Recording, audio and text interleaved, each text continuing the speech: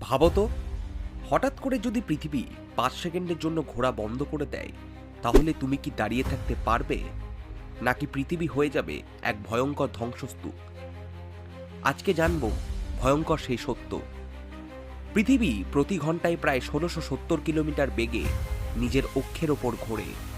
মানে আমরা সবাই এখন এই মুহূর্তে ভয়ঙ্কর গতিতে ছুটছি, কিন্তু বুঝতেই পারছি না।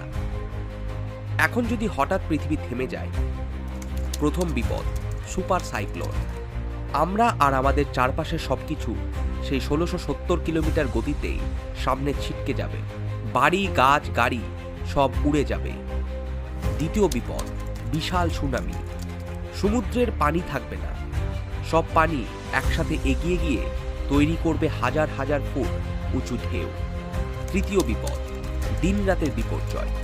পৃথিবী না ঘুরলে একদিকে চিরদিন দিন, অন্যদিকে চিরদিন রাত। এক পাশে জ্বলন্ত মরুভূমি আর অন্য পাশে বরফের রাজ্য। বিজ্ঞানী যেমন নাসা বলেছে, পৃথিবীর ঘূর্ণন আমাদের বায়ুমণ্ডল এবং আবহাওয়া ঠিক রাখে, আর এই ঘূর্ণনের কারণে আমরা পাই দিন ও রাত। তাহলে কি পৃথিবী থেমে যেতে পারে? না, কারণ পৃথিবী ঘূর্ণন থামতে হলে দরকার হবে অকল্পনীয় শক্তি, যা মানুষের পক্ষে অসম্ভব। কিন্তু যদি কখনো এটা হয়, তাহলে পৃথিবীর জীবন প্রায় শেষ হয়ে যাবে।